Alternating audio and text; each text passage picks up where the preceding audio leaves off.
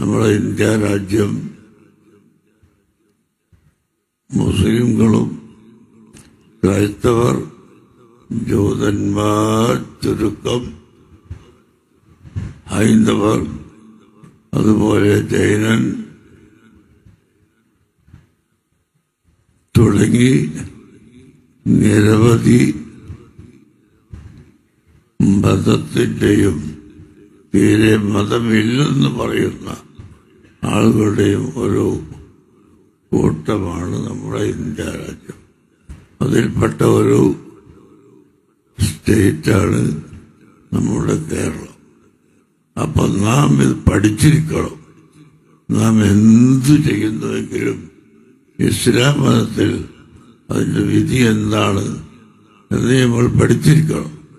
പഠിക്കാതെ അറിയാതെ ഒന്നും ചെയ്യാൻ പാടില്ല. ഞങ്ങൾ ഈ മുദ്രാവാക്യം വെച്ചത് തന്നെ നിങ്ങളിപ്പോൾ മനസ്സിലാക്കിയല്ലോ. നമ്മുടെ രാജ്യത്ത് യഥാർത്ഥത്തിൽ മതസൗഹാർദ്ദം പൊളിക്കാൻ വേണ്ടി ശ്രമിക്കുന്ന ചില ആളുകളുണ്ട്. അതുപോലെ അവരുടെ ഗുണം എടുത്തു പറയുമ്പോൾ മറ്റുള്ളവരെ താഴ്ത്തി പറയുക, അങ്ങനെ സ്വഭാവം ചിലർക്കുണ്ട്. അതൊരിക്കലും ഉണ്ടാകാൻ പാടില്ല. ഞാൻ എന്റെ ആശയവും എന്റെ അഭിപ്രായവും പറയുമ്പോൾ മറ്റു മതക്കാരെയും മറ്റു പ്രാസംഗികന്മാരെയും എല്ലാം ഇകഴ്ത്തി കാണിക്കുന്ന ഒരു സ്വഭാവം എനിക്കും ഉണ്ടാകാൻ പാടില്ല. പലരും ഇന്ന് ആ നിലവാരം കൈക്കൊള്ളുന്നില്ല എന്നത് വളരെ ഖേദകരമാണ്.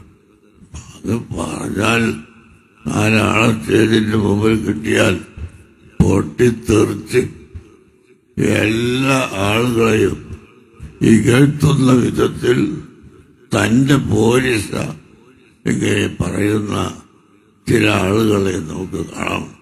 അങ്ങനെ ഒരിക്കലും ആവരുത്.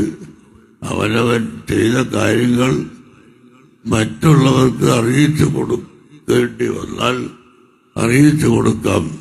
അതേസമയത്ത് മറ്റുള്ളവരെ ഇകഴ്ത്തുന്നത് താഴ്ത്തിക്കാണുന്നത് ഒരിക്കലും ശരിയല്ല എന്ന് നാം പ്രത്യേകമായി മനസ്സിലാക്കേണ്ടതുണ്ട്. അങ്ങനെ ഒരു കക്ഷി മറ്റൊരു കക്ഷിയെ ഇകഴ്ത്തി കാണിക്കാതെ ഓരോരുത്തരും അവരുടെ മതമനുസരിച്ച് പ്രവർത്തിക്കുന്ന പക്ഷം ഇവിടെ ബഹളമുണ്ടാവുകയില്ല, തമ്മിൽ അടിയുണ്ടാവുകയില്ല. ഈ ജീവിതം നാം എല്ലാവരും സ്വീകരിക്കണം.